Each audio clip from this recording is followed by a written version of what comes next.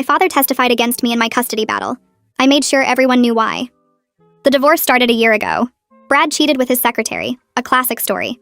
I had proof, photos, texts, everything. It should have been simple. I wanted shared custody of our son Noah, nothing more. Brad wanted full custody. Not because he loved Noah, but because full custody meant no child support. Brad made $200,000 a year. I made $40,000 as a nurse. Do the math. My dad, Frank, had been supportive at first. "That bastard doesn't deserve you," he said. "I'll help however I can." He watched Noah when I worked nights, drove him to therapy appointments, acted like the perfect grandfather. Then something changed 3 months ago. Dad started criticizing everything. "Noah's shoes look worn," he'd say loudly at pickup. "Are you struggling with money?" Or, "He seems anxious. Is everything okay at home?" Small comments that felt wrong. Brad's lawyer submitted the witness list 2 months ago. My father's name was on it, for Brad's side. I confronted Dad immediately. "It's for the best," he said. "Brad can provide better. Private schools, college funds, things you can't afford. I'm his mother. Noah needs me, not private schools." "You're being selfish. Think about Noah's future."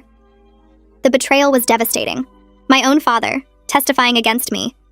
My mom had died 5 years earlier. Dad was all I had left. The court date arrived. Brad's lawyer called Dad to testify. Dad sat in that chair and lied, said I was overwhelmed, said Noah seemed neglected, said he'd seen me crying, unable to cope, said I'd asked him for money repeatedly. All lies. The judge looked concerned.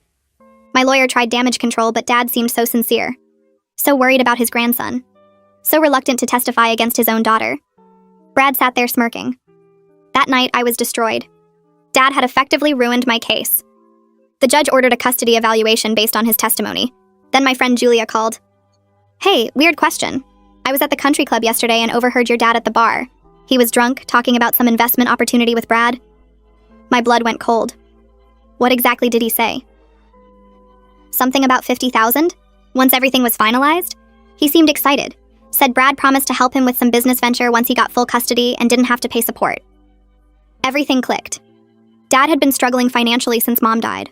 Bad investments, gambling debts he thought I didn't know about. His house was being foreclosed on, but he'd hidden it from everyone. Brad knew. Brad always knew everyone's weakness. I hired a private investigator that night. Expensive, but necessary. Within a week, he had everything. Photos of Dad and Brad meeting at restaurants, bar receipts showing them drinking together for months, and then the jackpot. A recording from a sports bar where they were regulars. The bartender, Tony, was going through a custody battle himself. He'd been recording conversations for his own protection when he caught Brad and Dad. The recording was clear. Brad's voice